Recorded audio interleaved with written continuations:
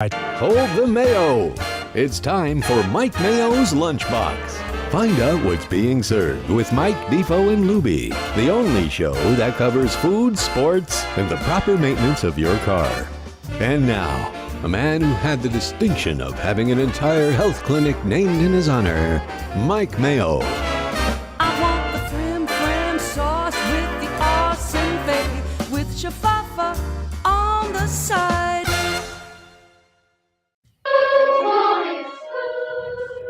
Hey, good afternoon, everybody, and welcome to another edition of Mike Mayo's Lunchbox. A kind of a rare home show. We don't do much of these anymore, maybe once a week, because we've got so many sponsors and other interested parties, and we do love to go around and eat, especially on somebody else's dime. And now that Mrs. Lubie, Shirley, is away, Lubie definitely needs his boxes to go.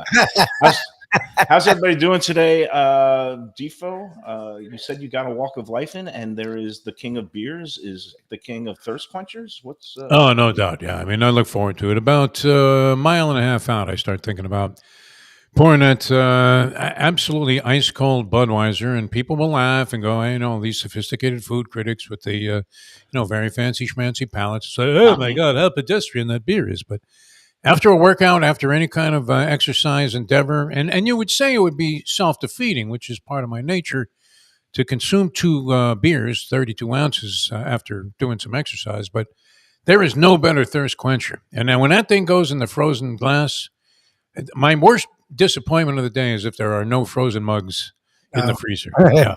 You're a frozen mug guy. My uncle used to be like that. Oh, my God. It's the only way to do it, my friend. I kind of like a nice frosty one, and I've become more of a canned beer drinker now than bottles, because bottles, aluminum cans are even better than the regular cans. That's my new discovery. Colder. It keeps them colder. Yeah. They're purer, because when things are in bottles and they could be exposed to sunlight, that could ruin and degrade beer. There's all kinds of things that could go wrong with a bottle, like breaking. I would disagree with you on that. If I wasn't drinking these aluminum cans, which happen to be on sale at Publix, not that much of a discount, I would have to say. I mean, it was like $1 less than it normally is at the rip-off price. But nonetheless, I started buying the 20-pack of aluminum cans to keep me through a couple of weeks. And not a bad way to do it. The other cans, the regular cans are the beer isn't as good, I don't think. And I would take a bottle over a regular can, but this aluminum thing. Well, I'm confused. How do you tell the difference between? I mean, you know what I mean. I mean, well, what is it? It's a different type of aluminum. I guess they're all aluminum cans, but the little 12-ounce cans are the regular Budweiser cans, or they have them. But then they have the thin sort of bottle style that they would sell. They're a little bit thicker material. For some reason the beer is cleaner out of that, in my opinion. But, have you done blind taste testings on this, or you? I don't really need to. At this stage of my life, I am blind. I mean, it's all I can do to read the Big E on the eye charts. Wait, Phil, for a second, because you've planted a seed in my head. I gotta go get something. Hold on. All right. Lubie, how was your weekend? Everything was fine. It's interesting because I actually agree with your sentiment. So I don't know about these new cans, but I've never been a big canned beer, and I don't know why. I think they're different because I feel like I didn't like the regular cans that they originated in. I was not a big fan of. I feel like can and bottle beer are the same beer. I'm not conspiracy theorizing, but we got a rock. Nice a bottle beer guy over. Look at what I have here, and I'm so easy to sway. Because first of all, I know you were taking a thinly veiled shot of me when saying, "Oh, Budweiser and fancy critics don't like it." I respect. No, I believe you did condemn it at one time early in the show's existence a few years ago. You were like, "How could you drink a Budweiser?" Everything has its time and place. And look, you're like Vance. I mean, you just 1 minute the guy's the American Hitler, the next minute he's a hero. Yeah, Budweiser was the Hitler of beers, and now it's now you love it. I love it. And Rolling Rock, same way, Latrobe, Pennsylvania. The Rock was always a very popular beer when I was in college, believe it or not. That was when I first discovered the Rolling Rock out of Pennsylvania, Arnie Palmer's hometown, of course. And Latrobe, the unusual beers that were very, very tasty back then were, of course, Genesee Cream Ale from the Cuse, and with Rod Serling as their endorser. And then Rolling Rock was a very popular beer. Yeah, and they were cheap too, which made a big difference back in my, But we were drinking Schaefer. I mean, think about that. I was thinking about what about that? Were there anybody? Was there anybody that was like a vendor in the stands at this Copa Americas game? Oh, I mean, God. speaking of food service, could you imagine like you got peanuts on mezmain as you're trying to navigate your way through this crowd? What kind of a nightmare would that I have think been? they were selling arepas and I don't know what the Colombian or Argentine beer. I would hope they had something to placate. Colombian beer, the there crowd. is one. I had many of them when I was in Colombia, and Yes. I don't remember the brand though. And, Well- and arepas, they made arepas con huevos. What was one of the big dishes there? And you thought, how the hell did I get that egg in there? It's incredible, but they did a great job with that. That was one of my favorite Colombian dishes. Was arepas con huevos. I've They never put been the to egg right Colombia. in the freaking thing. It's great. One of my regrets. My daughter's been to Colombia because she went with her mom, and her mom's old boss, who recently passed, but had a finca outside of Medellin, which is farmland up in the hills and the mountains around. Well, you know what they're Medellin. popular for, of course. Well, no, but it's. I wish I would. Was she awake for 3 weeks when she was in Medellin? She was 8, and she actually fine, Mike. she actually fell off a horse Oh, while she was she was 8. there and got a Oh, no. concussion, and nobody told me jeez. about that until I got home. I was a little bit upset, but that's ancient history. She's doing Yeah. fine now. I talked to her today, and Lubie, she got her dorm room assignment for the fall semester at FSU. Okay. She's very happy because she's apparently gotten one of the newer dorms. It's called Wildwood. It's right near the stadium, I think. Oh, good for her. Yeah, and she was. Is she a sorority type, like the type to pledge a sorority? Well, she kind of was into group, that group scene. kind of She was person? looking She at was it a and beer exploring. captain. She was exploring the Better pledging. food. You get better food. You have to She pay was a a- lot of money. That's my problem. Ding, ding, ding.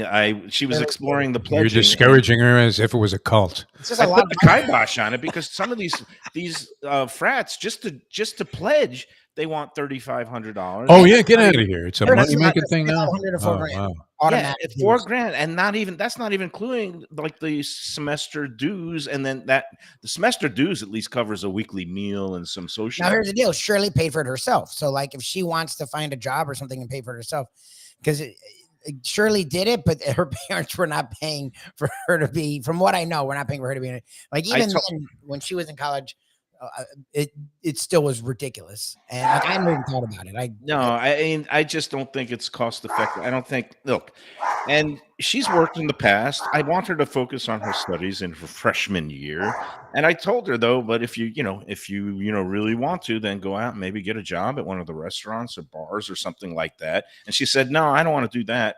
She wants to go and become a foot model and start. And Oh, OnlyFans Hey, why not, account. man? Yeah, that's a good idea. And I was like, no, If no, Do no. it. That would be great. Stay off the pole and stay off the OnlyFans. Those are my only 2 requests. If you still want daddy. One to thing keep leads to funding- another, is what you're saying. She did this to you. She told her father this. You think she's going to listen to you? She's a freshman Well, at at least she's Florida honest. State University. She doesn't No. give a flying one. What do And- you and think? a Mike foot- Mayo, you went to college 40 years ago. Get And out I of here. just have these horror images of like her being a foot model, and then all of a sudden Rex Ryan like Oh, no. logging in or something like that. And it's just like, you know what? Yeah, I'll tell you, you did something right because I wouldn't have told my parents if I knew of some lane. They don't know what the hell I was doing in college. No idea.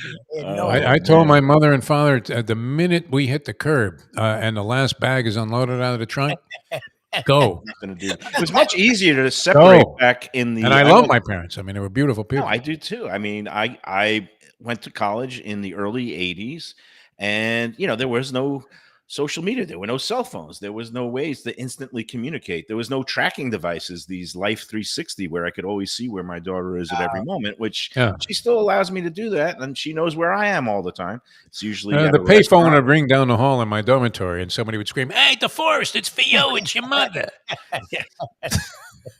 Like you were lucky if you got there, because you would have to crawl to the phone because you were so stoned for the first time experiencing No, and I was good. I would, call marijuana. I my, mean, it was great. I would call my parents every Sunday. We had an assigned time. Jewish mothers always want the Sunday phone call. Oh yeah, no, I didn't have that. And I did that, and I was good because I worked and I was making my own money.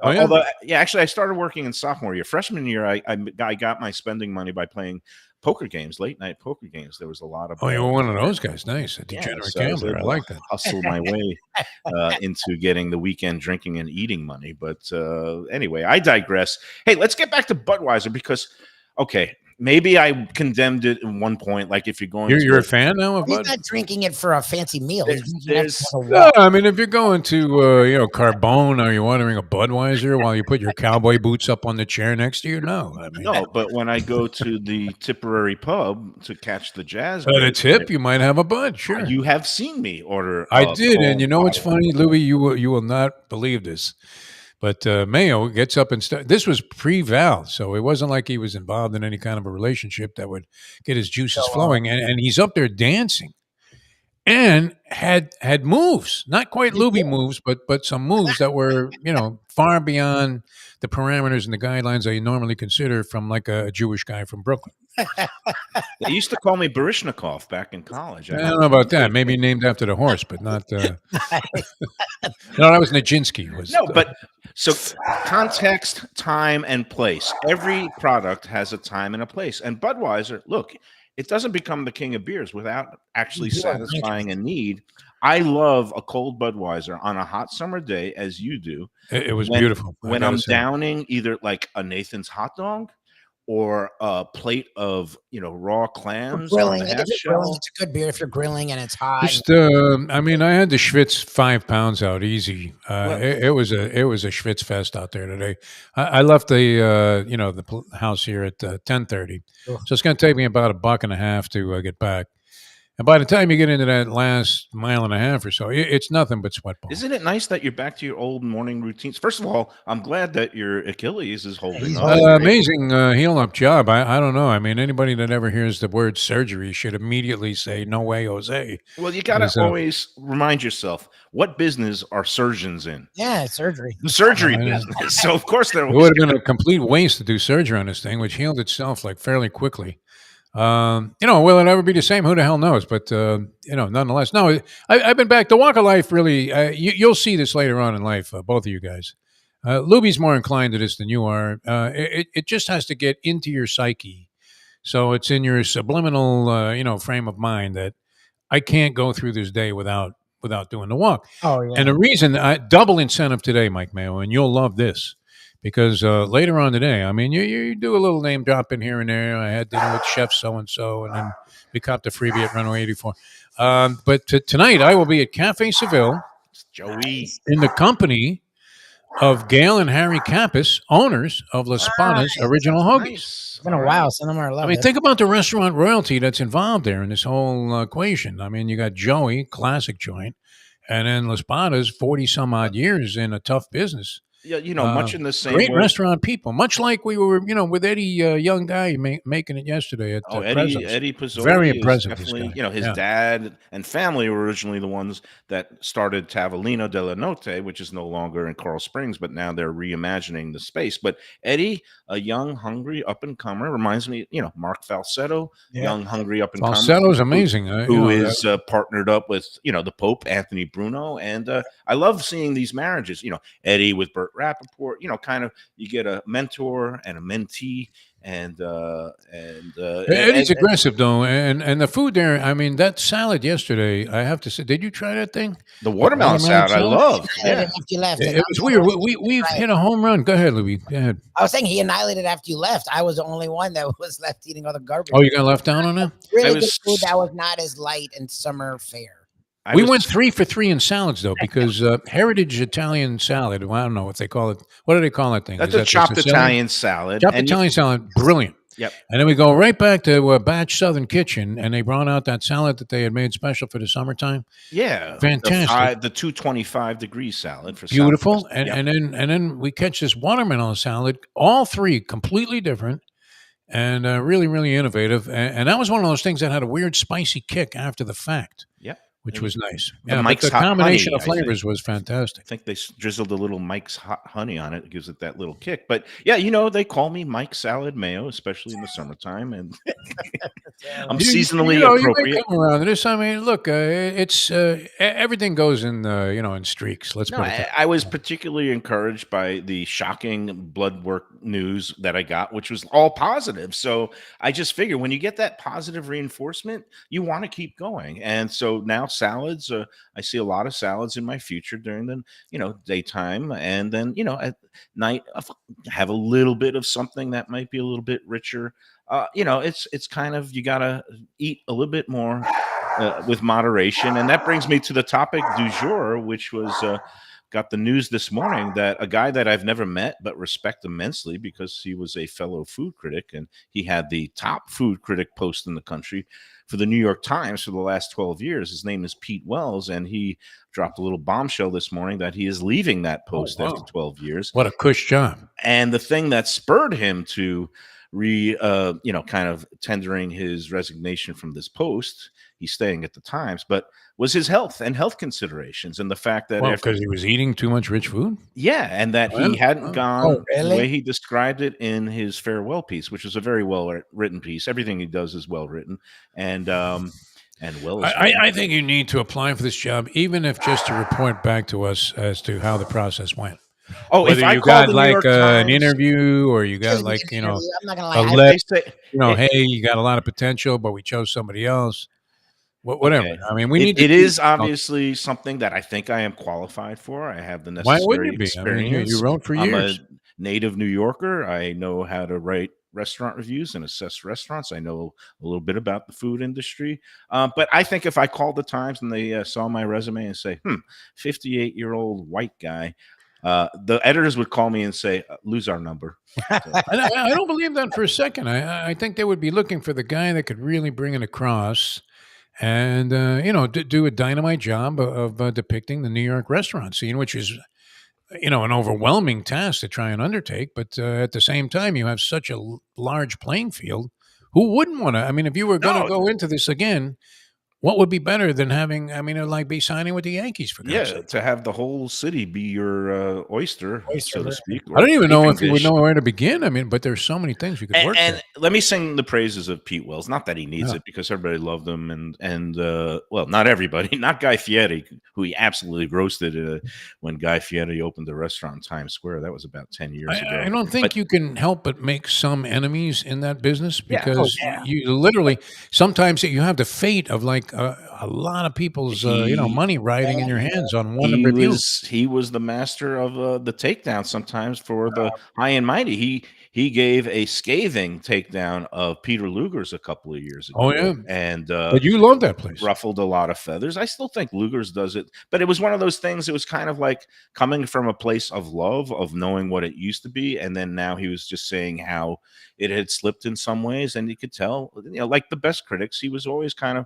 trying to accentuate constructive criticism. And To be good, though, you have to be honest. People have to believe what you're saying, and they have to, come and find that they agree with you. Wow, this place really is. I think sometimes he decline. tended to exaggerating the negative in a takedown review, because Peter Luger's steaks are still pretty damn good, and he just to give it 0 stars, and he ragged on the fish dishes there, and like who goes to Peter Luger's and order a fish? Maybe you would, Defo, but I'm saying I probably wouldn't do that, but like I said before, my stated opinion on this, and I remain. I mean, you're like one of these guys at the Republican convention forgetting the fundamentals, which is if you have it on the menu, yes, in a pricey restaurant, yes. either don't put it on the menu or at least do a Make it decent job of it. And that was his a exact respectable point. job. Yeah. That was his exact point. Yeah. And that's a point of view that I could respect. So, Yeah. but the other thing that I really respected about Pete Wells, besides being a great writer, turns of phrase, make you laugh out loud, fairness, was the fact that he would go into the, outer boroughs and find some of the more, mom and pop ethnic restaurants, and find a place that was doing like Palestinian, chicken. He would find bizarre places, Yeah, some Bourdain in it. exotic foods, and it wasn't just reviewing the Manhattan gastronomic temples. He would go out into the hinterlands of the outer boroughs and dig up some real gems and award them 2 stars. And he'll go to a humble hamburger place like Burger Beast's friend, George Motes, who is a burger historian turned restaurateur, who opened this place called Hamburger America in Greenwich Village just a year ago, after having a kind of a pop-up spot in Brooklyn. And Pete Wells went there, did all kinds of research on smash burgers in Oklahoma, steam onion burgers, and but awarded George Motes' Hamburger America 2 stars. And in his What was farewell, his system based on? 5 or 4? Oh no, well, You might be the only guy that was on a 4-star system. no, the Times is also on 4 stars, Oh, and 4 these are stars, not okay. Yelp stars where if you give somebody 1 or 2 stars, it's a slam. Any review in the Times that has a star or A single more star is good. is good. It means you're Yeah. doing Oh, okay. something well. So So this once job was made for you, Mayo. How the heck did they not have some writing samples on their desk right now? Lubie, I mean, I'm have not- him email you some stuff and we'll apply for the I'm job. gonna, for all you. right, you want me to put together? a I little think bit you of have to at folder? least try for it. No. Here's Because my look, you'll regret it the rest of your life if, like, you looked and said, "Man, that schlep got the job." Are you kidding me? first of all, okay, a couple of things. If anybody would send some video clips of me doing big bites on this show, immediately No, this show would be disqualify an me. embarrassment and compromise any chance that you had of getting the job. But be your here. writing samples, I remember some stuff. I mean, you can write and you speak this language very, very well. So All right, well, it isn't as in evidence as much when with your behavior on the maybe show. I'll throw my napkin and bib in the ring, and Well, what do you got to lose? They're giving you a title shot here. well, I suspect that the New York Times has already But has their you can't assume succession that. I mean, plan in and maybe place. somebody says, "Whoa, look at this." That's what I'm hoping for. Nothing would make us more Are you proud. saying you don't I want to mean, continue the lunchbox? I'm it has not. nothing to do with a lunchbox. Look, if you ended up as a New York Times food critic, how good is this show? All of a Oh, sudden, I would invite you up all the time, and we'd You be can't hitting the do hot it. spots. And I live take here. over New York. I mean, that would be huge. what would my over under be on just longevity? Because, and this is You something could do it. You could do it. this is something that Pete touched on in his farewell, is the way that this lifestyle is so unhealthy. And like he says 2 things. First of all, nobody wants to hear a food critic complain about how hard it is, because basically we're getting paid to go out to eat and bring our friends and families or eating tribes. Now, would you have to do something every day? That's the question. Well, in that role, he's basically eating out at least 4 times a week. And Okay, it's 4 these- times a week, though, you and could it's deal with these it. rich meals where Okay. everybody his methodology was a lot like mine, except he got to, before he reviewed a place, he went to it at least 3 times. Oh, Oof. Jesus. And mine was, I tried to get to every place at least twice. And he would I go think, with, didn't you review places that you'd never been to? no, I always been to That Now, might the- compromise your chances of getting the Times the, job. Although not uh, anymore with the way they cover politics. So he would go with a group of 4 people, and each one of them would order an appetizer, entree, and dessert. So he would always be sampling at least 12 dishes every jeez. visit. Don't talk and yourself out of it, though. And Not over a that. total of 35. He basically would make sure he almost hit everything on a menu before he reviewed a place. We'll get And- Val to monitor what you eat, and we'll But he we'll ran limit it down. So basically, his personal saga. I don't know how old he is. I imagine he's somewhat in my range, in mid-50s or whatever. But he basically said he had been avoiding the doctor. He hadn't gone for a physical in a long time, and all the warning lights were blinking red. Where he got his blood work done, his cholesterol was high, his blood pressure was high, his blood sugar levels were high. They were calling him pre-diabetic, and they're basically demand a home gymnasium as part of your deal. yeah, that's it. You got to get. You'll have a treadmill and all of this stuff, and it'd be great. Listen, it doesn't hurt Lubie or me if you become the New York Times food critic. Let's face it. I mean, And then, but some of the others who have That would be no. I can't imagine that would be the reason you wouldn't apply, the because you're worried about us. it's I a mean, grueling Mr. job, Trump. and I mean, think doing 6 years of it for me, and now I still go around and eat a lot, but it's you not love like it, Mayo. Get at it. oh, I love it, but it's not like I have to produce a review a week, which is You again, could do it's- that though, standing on your head. You know this. Yeah, I know I could do it, but the problem is I don't know if my body could handle You it. should even do more of Jonathan- it here. I would be happy if you said, "Hey, every week I'm going to a new place that we've never talked about on the show." Because it's overwhelming the number of places there are even down here. Imagine Oh yeah, in New York. there's 16,000 in the 3 counties. Now, Jonathan Gold, who was a renowned food writer in Los Angeles, he started off at one of the weekly alternative papers, and then he got the critic job at the Los Angeles Times. But and he was prodigious eating. He was a big guy. He loved food. Everybody loved him. They even named that James Beard Award that Carlos Frias won the Jonathan Gold Local Reporting Award for people who really cover their home turf with an expert eye and pen. But Jonathan Gold, he got diagnosed with pancreatic cancer at age 58. He was gone like 3 weeks later. And the lifestyle is I don't know. I mean, I want to say this. I can't swear to this, but I believe this to be true. Best I ever. I mean, one of the most inspiring guys I ever saw in this racket was Elmer Dills, who must have been the guy before this Gold at the LA Times. The guy was brilliant, and he was the guy. He had a radio show. It was fantastic. You didn't want to miss it because the guy knew everything about everything, and he was very cool and very fair. And I want to say he was like a skinny guy. I don't think he was some big rotund guy that was in poor health. And he would have reviews of like that train hot dog stand that opened up. It was like burgers and hot dogs on Sunset Boulevard. I don't know if you're familiar with that place, but it's been there forever now. He would review a place like that, and he would be reviewing, Spagos, and at the same level. Yeah, he you was got to great. go high and low. That's the versatility of a critic. But I mean, anyway, yeah. hail and farewell to Pete Wells. All right. I will throw my hat in the ring. I'll send You an really email need to, off Mayo. I mean, there should be something out I'll tonight. send an email and a resume to jobs at New York Times. We'll see. You got to call. Sarnia must know somebody there. What are you talking about? Sarnia knows everybody in the I've business. been out of the game a long time. Hey, let's take our first break. And then I do want to talk about somebody on the chat line is talking about Carlos and Pepe's. A couple of weeks ago, I posted how they had a notice on their door about they're closed temporarily because of air conditioning problems. And I knew that was a bogus story. I just didn't want to get ahead of the game. They're throwing in the towel, and apparently they're having a auction on all their furniture and other kitchen items tomorrow. Usually a sign they're going belly up. Yeah.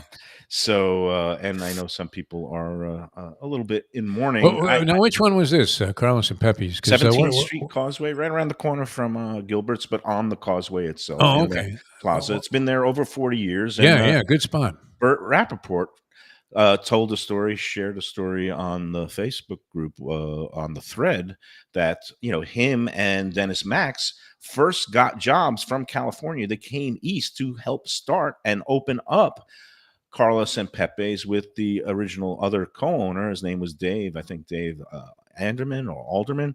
And but Bert and Dennis had a big blow up with Dave right after the opening, and that's when they went off and they started raffles, and the rest is history. But Carlos and Pepe's been there since, I believe, 1979. So the math adds up to about 45 years, and it's over for them. They've had a couple of different ownership changes in the last few years, and it was one of those things where it's hard once you start losing that reputation and trending downward. It really is able to be salvaged. So unfortunate. Well, you got to salute our boys at Tropical Acres, my friend. Well, this is why what they've done at Tropical Acres, 75 years, still going strong. And again, they just keep getting better and better. They change with the times. They bring in new wines. They bring in new dishes. They got that butternut squash ravioli that's been a hit. Tropical Acres is Tuesday night. Tonight is a half-price wine night. You could get yourself a great half-price bottle of wine after going into the bar for happy hour from 4:30 to 6:30 and get a great half-price cocktail like the Belvedere Martini for $8. And then you could have a $39 Twin Lobster special that includes salad and side dish, those freshly steamed New England lobsters. I mean, you could get out of there, satiated, filled with lobster meat and alcohol for like under $60. It's crazy the amount of value that they provide there. Now it's open this week. Its usual hours, Monday. Well, it's going to be Monday through Saturday this week. But next week, just be on alert. Don't go there next week because they're going to be closed a few days for some maintenance. Wow. Yeah, they got to do a little termite tenting tomorrow. Next week. So they're going to be closed from Monday through Thursday next week, reopening on Friday the 26th. Just routine maintenance that they got to get done when you're in business. Always something, huh? The people in this business, what they put up with, unbelievable. Well, you gotta take care of your property, and especially when that property has been around for 75 Nothing years. You can do, right? I mean, and they've rebuilt from fires in the past, and they've got to do your every so often you got to take care of business. So go in there this week, and then if not this week, then check him out again after the 26th. Jack Studiali is back from his annual vacation. I heard he had a great time. Went cruising around Europe, and I'll hear more about that. It's impossible not to like that guy. It really is. He's such class. Yeah. It's unbelievable. He's So, exuding class. He's Zenyatta. He's a Zenyatta of restaurateurs. He's He is unbelievable. 2500 Griffin Road. Go in there, and then they also have the butcher shop going. If you want to go in there and get a couple of steaks, those beautiful barrel cut fillets to throw on the grill at home, you could go in there Monday through Saturday from 10 a.m. to 6 p.m. and pick up some steaks for the grill. Tropical Acres. Tell them the Lunchbox sent you. You know, they let you have one item if you're going like naked and afraid. I would go to the butcher shop at Tropical Acres and grab a couple of steaks. Wouldn't that be appropriate? Fillets, baby. Those fillets are good. All right, more of Mike Mayo's Lunchbox coming up in a moment. Best restaurants in South Florida? Casa D'Angelo is always at the top of my list. First-class dining, top-flight service, elegant atmosphere, and chef-founder Angelo Ilia is legendary. The flagship in Fort Lauderdale has been serving the finest Italian cuisine since 1997, with other locations in Boca Raton and Aventura. As Angelo himself says, they have an unwavering commitment to unparalleled quality with meticulous attention to details. It's so good, with house-made pastas, pristine seafood, unique meats like elk chops and bison, and seasonal specialties including fragrant fresh truffles from Italy. All locations open 7 days for dinner. Reservations recommended for a special occasion or any occasion. Casa D'Angelo. Tell them Mike Mayo sent you. If you're looking for an exquisite sushi experience, Kaizen Sushi Bar and Grill in Fort Lauderdale is the place to go. 5640 North Federal Highway, just north of Commercial Boulevard. Chef owner Hui Lam, he's a sushi savant, slicing and serving pristine fish and seafood flown in directly from Japan and around the world. Nigiri, sashimi, special rolls, and omakase dinners. He's ruined me from going anywhere else. It's that good. Open 7 days for dinner and also for lunch. Even if you're not a sushi fan, they have great cooked options, including steaks, chops, rice and noodles, and other Japanese dishes. It's fantastic. For reservations and information, go to kaizenflorida.com. Tell them Mike Mayo and the Lunchbox sent you. Delicious Mexican food with innovative twists. Margaritas with a medley of tongue-tingling flavors. I'm talking about Taco Craft, Taqueria, and Tequila Bar. The place to go on Taco Tuesday and every day. It's located at 510 North Federal and Highway in Fort Lauderdale, and also in Lauderdale by the Sea at Plantation Walk, and soon in Coral Springs. Taco Craft has specials every day, including bottomless drinks for a Sunday brunch, and Taco Tuesdays with their $4 premium tacos, including their new burrito tacos with bone marrow broth. Oh, it's so good. They've even made a taco lover out of me, and they've got so much more, including fajitas, that open-faced smashed cheeseburger tortilla that's new, and a guacamole sample that's an explosion of flavors. The kitchen is open late. There's delivery and takeout. For more information, go to tacocraft.com. Tell them Mike Mayo the Lunchbox. From a scratch kitchen, delicious drinks and house-made spirits from a craft bar. A great vibe inside and out with a spacious patio. I'm talking about Batch New Southern Kitchen and Tap, Fort Lauderdale, in the heart of the city at 525 North Federal Highway. It's open 7 days for lunch, dinner, and weekend brunch with classics like fried chicken and waffles and shrimp and grits, and creative items like pecan-crusted salmon and a fried green tomato BLT. And the drinks? Smooth sipping and so good. There's convenient free parking and a garage next door, happy hour at the bar, an entire patio, 4 to 7 Monday to Friday, and live music every Wednesday, Thursday, and Friday. It's pet and people friendly and with cozy fire pits for when the temperature dips. For reservations and more information, go to batchsouthernkitchen.com. If you like seafood in a comfortable setting, outdoors, even keel fish shack at the corner of A1A and Commercial Boulevard in Lauderdale by the Sea, and also now with a new location on Las Olas Boulevard. Those are my spots. Upscale food and a down-home setting. The chef owners, Dave and Brad, do a terrific job with all the seafood classics that you want. They have the best grilled oysters in town, bang bang shrimp, lobster rolls, and deli fish specials. They also have weekend brunch Saturday and Sunday. They have deli happy hour 4 to 7, and they also have other weekly specials like mussels on Monday and oysters on Tuesday. Go to Even Keel Fish Shack and tell them that the Lunchbox sent you. All right, we're back here on the Lunchbox. Got Defo at home after a nice walk of life. Lubie at home. Did you eat your leftovers from Prezzo? Not as of yet. Still working on other leftovers. But my wife is up in New York now. She did Oh. not ask for any Mayo requests, Mayo tips though. So I don't know. She's supposedly pulled a Mayo though. She's there for a business trip, but her partner also works for the same company. Her best friend as well. So they were like planning it out in advance. I'm like, it's New York. I don't know. Whatever borough I'm in, there's like 80 restaurants that are sick. So like, Well, in New York, know a lot could go right and a lot could go wrong. I mean, there are mediocre places. It's not like New Orleans. New Orleans is hard to find a bad meal, even though there are touristy places. But New York, you could find bad pizza. It's possible. I hate to tell everybody, there's some very pedestrian pizza parlors out there, especially those dollar slice joints that use cheap cheese and all that stuff. But for the most part, look, I would recommend finding a sponsor and going for the 8-course tasting lunch at Le Bernardine with the wine pairings. But that's just me, and I'm lucky enough in my life to have a sponsor sometimes. Hey, I wanted to talk a little bit about some sports because I know, we had the soccer Copa final the other night. And besides, I don't want to get into the whole mess with what happened with the ticketed and non-ticketed fans and crawling up the sides of they were crawling through the air conditioning vents. That was very crafty. But I thought it was January 6th. I thought they were, was weird. showing these clips on a It's- Biden for president ad. these Colombian fans, they were thirsting. They're crazy. They're nuts. But no, I want to just talk about. I know you guys condemn soccer in general because of the lack. Mayo, of I mean, it's a dumb goals. game, man. I mean, look, you can make all the cases you want for it. I'm watching this game. I love all sports. I've attempted to play virtually every sport at some point in time. I like them all. I respect the people that are in them.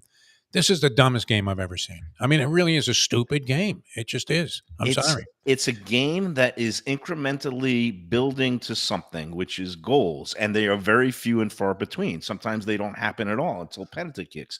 In other words, boring. Why don't you just describe it like it is? Okay, but you're not going to make a case. I for think it, are you? I'm making a case for it, and I'm geez. gonna use a couple of analogies here. One might be X-rated, and one might be more PG, aligned with a food show. Okay. Change your thinking to this, that a soccer match is just like a long and drawn out, either we say lovemaking session or meal.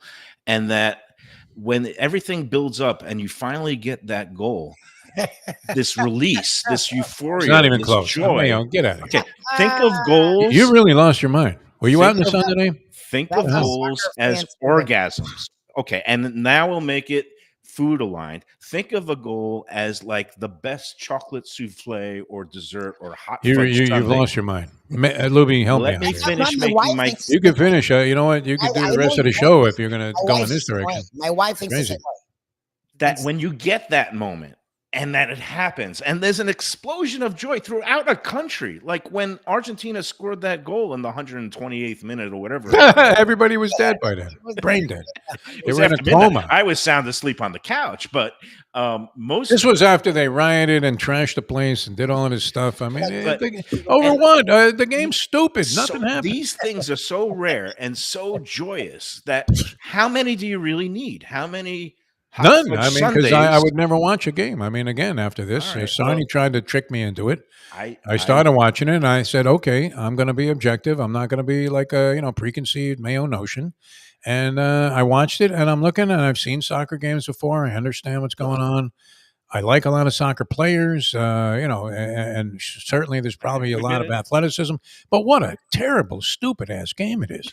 We're just going to have It to is. agree. I'm sorry. Disagree. I prefer to look at it as the way that I just described, and that I've lived in England for a bit when I studied abroad. I traveled around Europe extensively. I've been there. I've been in the middle of Barcelona when there was a huge match going on, and Barcelona won some European Cup or something like that, and the whole city, I mean, was riveted to TVs throughout the game, and just, I mean, when there was a goal scored, it was unbelievable, and then when they won the game, there was just people just celebrating, hugging, riding mopeds with flags. Because they all were through so the- happy it was over. And they didn't have to watch it anymore. It's direct. It really is. I mean, I love all sports. Like I said, this is the worst game I've ever seen. The dumbest concept for a game ever invented. All right. We'll And I just mean, it's right up there with Dean Smith and the Four Corners offense. we I will mean, if agree you thought to that was disagree. great, you probably love soccer. Literally, fine. bullshit. We've All had right, moving on. It's. Oh, I'm sorry, Louie. Go ahead. I'm Finish gonna your thought. say, like, don't try it because we've had Shane on. We've had the men in Blazers who actually do mock soccer but love it, and they're They're world great. renowned. We've had plenty of soccer people talk to Defo. You're not gonna be the one to change his mind. I'm gonna tell you that right now. No, but I gave it a shot, Michael. I gave it a shot. It'd be like you trying to do a review of McDonald's, and you're saying, "Oh, okay, I'm going to give it a shot," like you did the other week, and you didn't care for it. All right, great.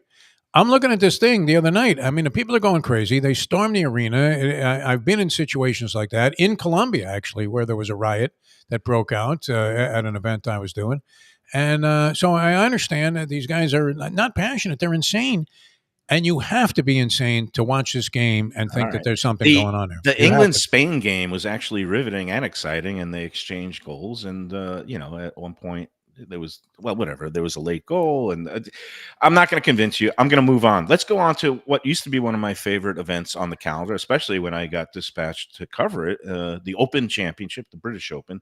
That's You were later there? this week. How many times? I went to, I think, 5 of them. Oh my God! I That's saw great. John Daly win at St. Andrews Beautiful. that year. Oh, That was nice. a great one. Yeah. I saw Nick Price win at Turnberry Very before cool. Turnberry was acquired by. Have you been to the Troon? I've been to Royal Troon. I've been to. I'm trying to think of the other ones that I've been to. Carnoustie, I think.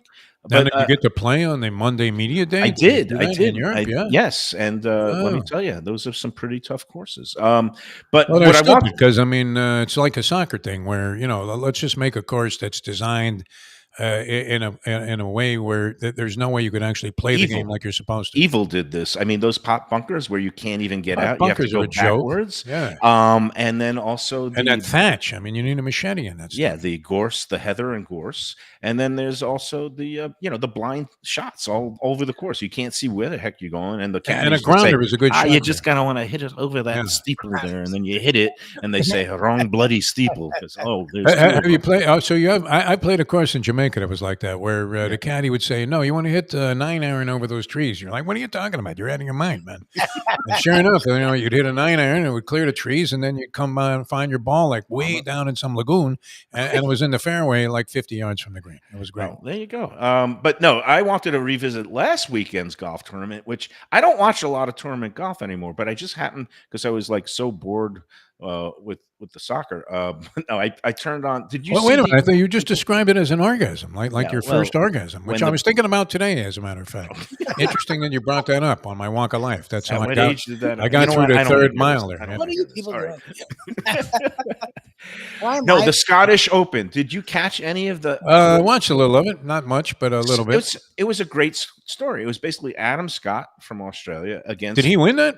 No, it was against this hometown guy, a Scottish guy, Oh, McIntyre. McIntyre, Yeah. Robert McIntyre. who Very, is very from colorful player. Yeah, he Scotland. was good. He A was little fun bit to watch. chubby, a little bit chunky. He's been spending time in the U.S. on the PGA Tour, but he's declared that he is keeping his residency in Scotland. He came close last year.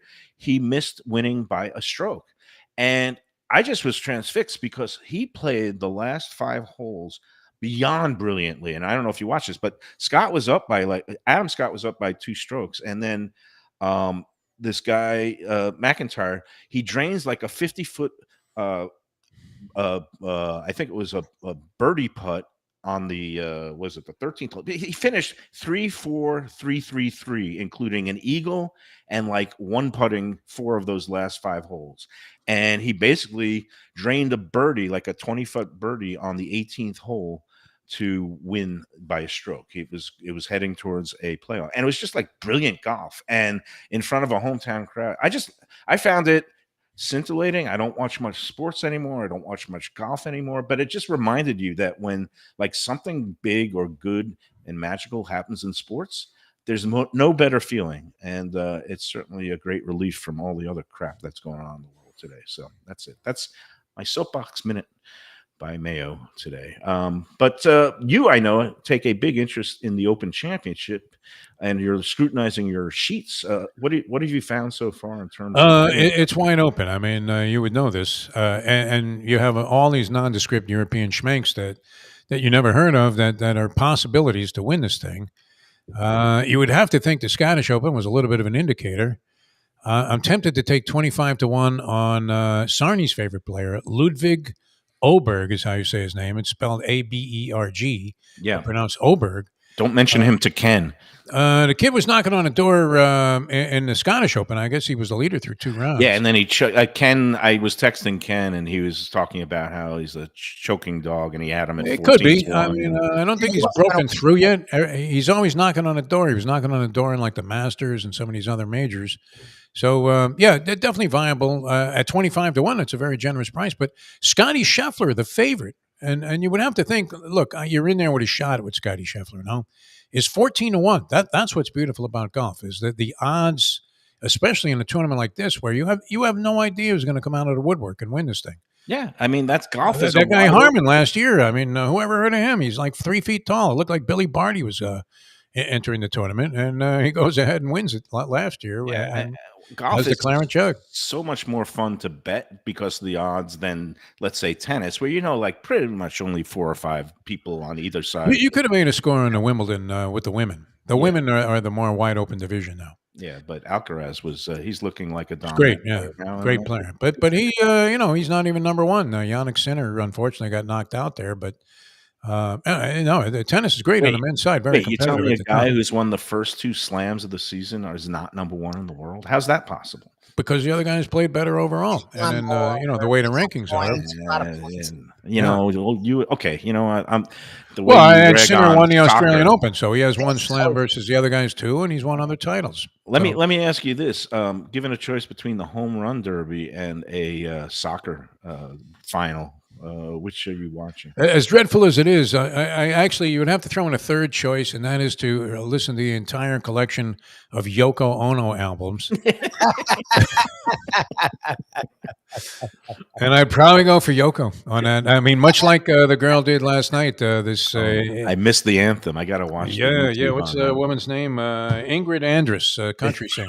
Yeah. It's always the all-time butcher job of the anthem. The all-time now. Always cringy when the Devo likes it. It makes me feel bad when I see those things. I don't like seeing somebody butcher the anthem. I mean, it's an embarrassing moment. But if they did it intentionally, seemed like Roseanne Barr did, that's another thing. But because that's embarrassing. But nobody wants the anthem mocked. But yeah, hey, we got to take another break. And before we get to that break, I got to put in the good word about our friends at Batch New Southern Kitchen and Tap.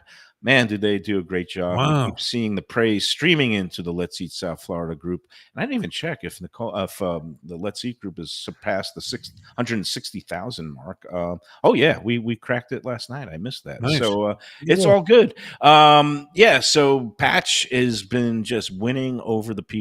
525 North Federal Highway. Tremendous scratch-made kitchen and food. They've got some new menu items that are really knocking them dead. We sampled a couple last week.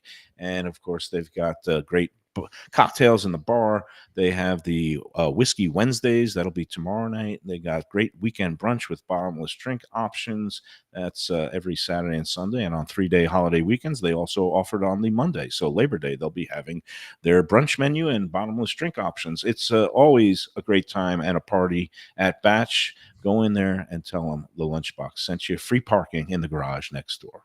Great variety and very, very tasty. I'm glad to see that place is catching on. Two terrific people there, too, Kevin and Brandon. Man. Excellent, yeah. A very, very inspiring restaurateurs. All right, back more Mike Mayo's Lunchbox. More about the beauty of soccer and how it compares with your first orgasm in a moment.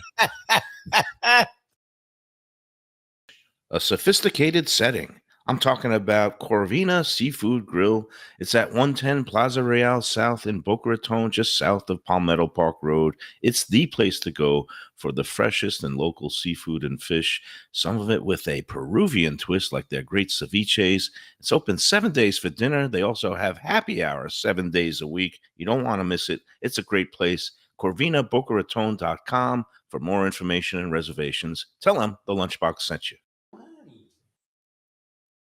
Gilbert's 17th Street Grill. You know me. I love family-run places with quality food at fair prices served with passion and pride. And that's why I love Gilbert's. For more than a decade, Lenore, Beth, and Richie Gilbert have been serving up the best burgers, wings, ribs, salads, and desserts. It's a fast casual spot Everything prepared fresh to order from an immaculate open kitchen. They're at 1821 Cordova Road in Fort Lauderdale in the Cordova Shops just south of 17th Street. Open every day but Sunday. One of my favorite burgers in South Florida. Big, round, juicy pucks of 100% Angus beef, char grilled to perfection. And don't miss the sweet potato fries on the side. They're legendary. Go to Gilbert's, feast, and be happy. Tell them the Lunchbox sent you. When I'm looking for some wicked good food for a wicked good lunch, there's only one place to go. That's Wicked Cheesesteaks in Fort Lauderdale. It's at 4824 North Federal Highway, just south of Commercial Boulevard and across from Holy Cross Hospital. My friend Brian there, he will hook you up with some really tasty treats. They've got cheesesteaks, just like the best you can find in Philly, along with lobster rolls, because that's where he's from, Maine originally. And they have wings and pizza and everything you want to have a really good time. Wicked Cheesesteaks, they're open every day but Tuesday. Check them out online, wickedcheesesteaks.com. Tell them the Lunchbox sent you. If you're looking for a great place for steaks, seafood, and more, go to Tropical Acres Steakhouse and Butcher Shop. It's at 2500 Griffin Road in Dania, just west of I-95 and the airport. They've been there a long time, since 1949. That means they're doing something right. You'll get old school hospitality from the Studiali family, along with great value, tremendous service. Of course, you could also go into the bar for happy hour every day, 4 to 6, and they have great value all night long. Also, a butcher shop that's open every day from 10 a.m. to 6 p.m. except Sunday. The dining room is open every day at 4:30 except Sunday. Go to Tropical Acres. Tell them the Lunchbox sent you. All right, we're back on the Lunchbox, and before we get into some other topics, I just want to remind everybody out there that we at the Lunchbox are going to be hosting 2 events coming up. One is the great Sunday brunch buffet at Gulfstream, so we're calling it the Lunchbox 10 Palms Brunch Bash. This Sunday, if you want to join us, $44 a person. Gets you an all-day buffet and a great seat in the indoor air-conditioned 10 Palms overlooking the track, live racing, simulcasting from Saratoga, and we'll be there too. And we're going to be having a good old time. We'll be there from 12 to 4. The races go all day. The buffet is open all day. Again, if you want to attend, email me at mikemayoeats@gmail.com. And that is, again, a bunch of contest winners have been letting me know that they're going to join. I'm also getting some other RSVPs. That's going to be a fun time. Are you in, Defo? Or Yeah, I got to make it down there. Okay. I got to see all the people. Is she available? Hopefully. Staying's on fire on slot machines, so she might want to venture down there Excellent. too. And Lubie, is Shirley back in town? Shirley will be back Thursday. We are ready.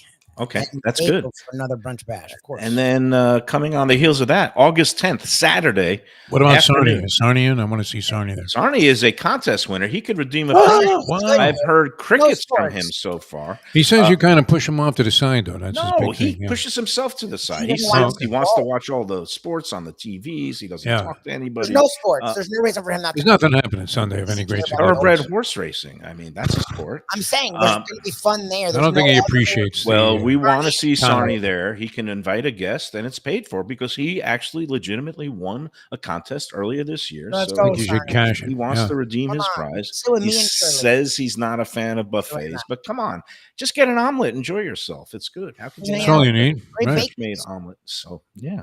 All right, and the part 2 of the Lunchbox coming up events is Pearl Jam by the Sea, August 10th, 1 to 4 p.m. It's in conjunction with our partner friends at the Visit Lauderdale Food and Wine Festival and Even Keel Fish Shack, the original one, Lauderdale by the Sea, commercial and A1A. That is one of Defoe's favorite landmarks on his walks of life. And unlimited oysters, again, some great, I mean, on a cool summer, on a hot summer day, there's nothing better than you sucking down some oysters on the half shell that are fresh and delicious. You know what's And- great there too, even Yeah. Keel? The fact they make their own hot sauce, it happens to be perfect for Yes. those oysters. It really does. It really enhances Great compliment. it enhances the whole experience. And so we're going to get oysters and unlimited sparkling wine. And if you want to get a VIP seat, it's at the bar, covered, and it'll include a split of Tanger champagne from France, along with a entree choice from the lunch brunch menu there at Even Keel. That is the deal of the day. Limited Tickets remain for the VIP seats. And then, of course, we got the regular seating available. VLFoodWine.com. Go on the website, click on the banner, or go to Eventbrite.com and just do a search for Even Keel Oysters. How many oysters can you eat? Me, What do personally? you think? Yeah. Can you do like 3 dozen? If I really wanted to, but I don't like eating more than 12. I would say 12 What's or going to 15. be like the the The barometer number? there? What we're Is Tanzania involved in any of this? well, we're going to be having an oyster eating contest that's going to involve 5 dozen, 60 oysters in So you have to 5 eat minutes. 60. Wow. 60. That's right. I'm rounding up an Holy all-star cool hand Luke, man. But it's not, celebrity like, cast. not everyone can do it. Like Mayo's literally picking. Could Mayo eat 60 oysters? I'm going to say I'm no. not involved. I'm just going to be a judge rest. and MC of the contest and All right. awarding the Does pearl Burger Beast ham eat necklace. oysters? Does he dabble in Where oysters? he declined. He does not. He does like not raw, eat just raw. any seafood. Oh, particularly he says he raw liked grilled oyster because they're Yeah. fried. seafood. He doesn't like. Size, though, doesn't necessarily dictate, whether or not you're going to be able to consume large amounts of food, as we know from the Nathan's thing. No, and that's why I'm trying to recruit some other people, some other, maybe some local, food couldn't eat 60. luminaries, writers, maybe some politicians. We'll see who likes oysters and see if they want to debase themselves. But it's gonna be a 2 dozen grilled oysters in New Orleans would be like overwhelming, wouldn't it? I mean, Probably do 6 to 12. That's I'd probably have to have my foot amputated from the gout after that. exactly. No? So Like, don't even bother with any medication. Just Tom chop it T is itching to be on the oyster eating out. contest. You definitely should panel. have him in as our And entry. I just said if he shows up, because he's obviously experienced New Orleans chef, He knows he's what he's crushed doing. oysters at both Felix's and Acme. He could shuck him himself. And he could, that might be the handicap because people would think he's a ringer if he comes It in is a there. ringer. He is a ringer. You Yeah. would have to like That's the whole point.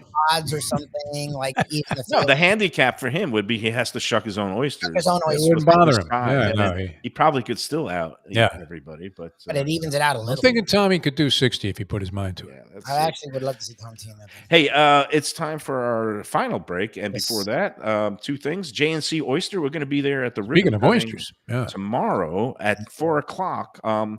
And we're going to be having a great show out there with the chef Raheem Seeley and chef Monica Dominguez. They're going to be joining us on the show along with the owner Caesar, and of course the mayor of Hollywood is going to be out there for the ribbon cutting, and he's a big food lover, Josh Levy. So I think we're going to get him And on no the show. threat of rain.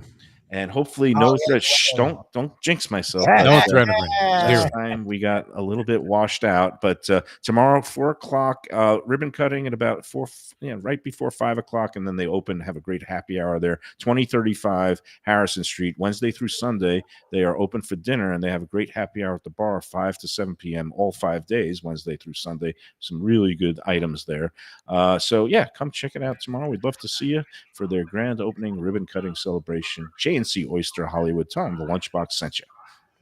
All right. I just got a negative note here. Unbelievable. What's that? Mustang had a credit coming on Spirit Airlines. Somebody stole it. Unbelievable. How's that possible? Oh, well, that's not as bad. I thought somebody died. That's No, somebody this just is steals worse. something. This was our Atlantic City trip coming up. Oh, well, that is All right. We'll come back Soul and wrap crushing. up Mike Mayo's Soul lunchbox, and maybe we'll watch a little soccer, or maybe you'll listen to someone on the radio in a moment.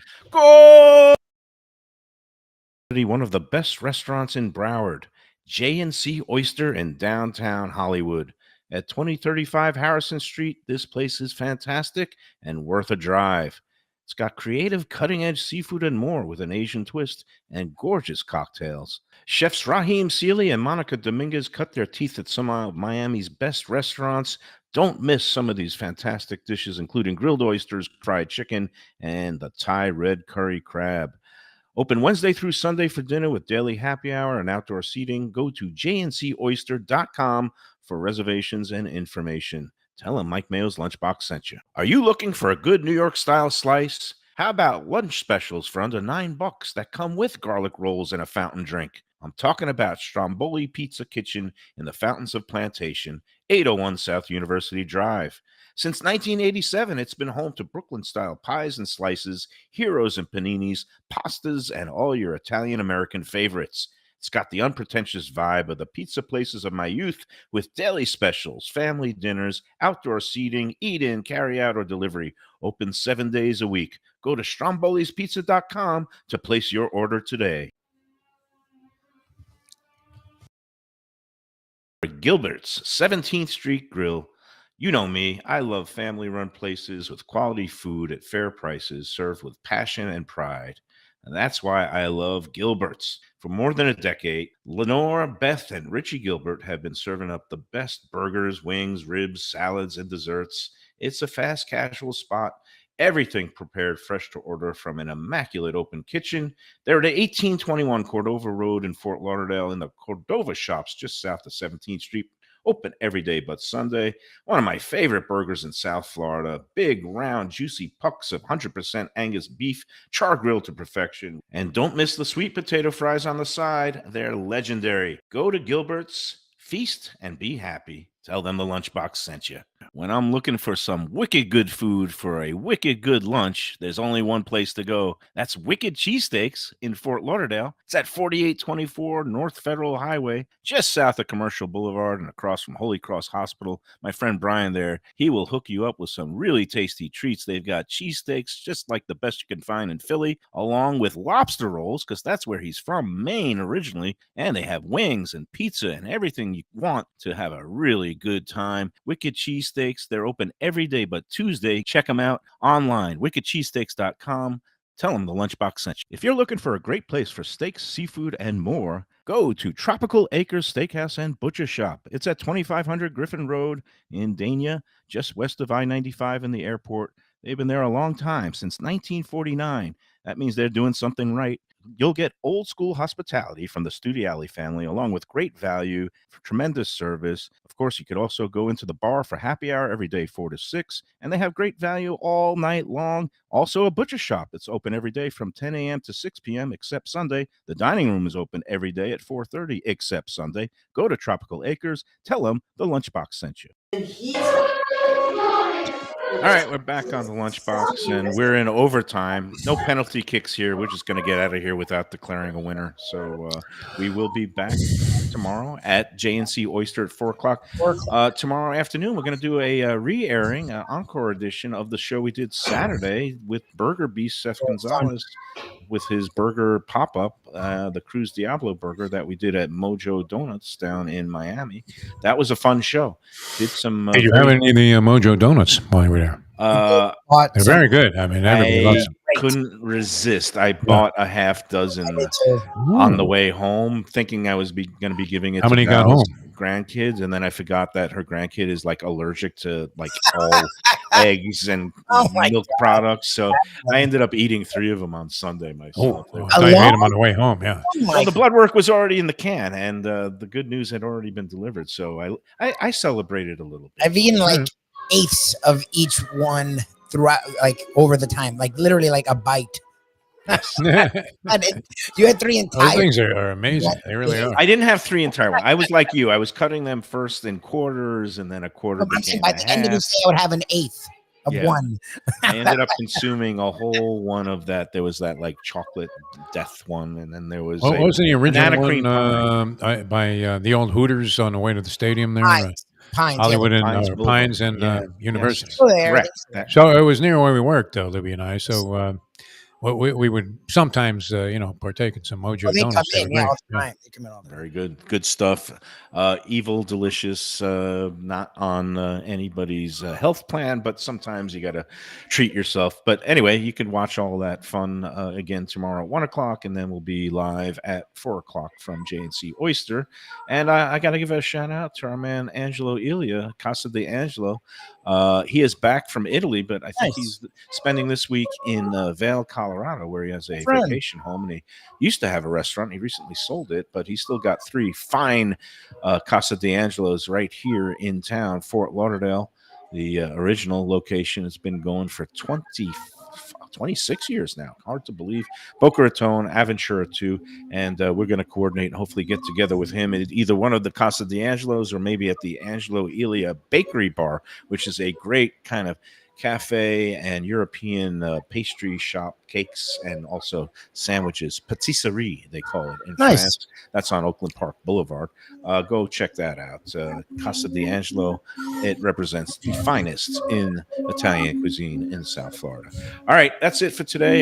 Enjoy every Budweiser, enjoy every Rolling Rock, and enjoy every sandwich.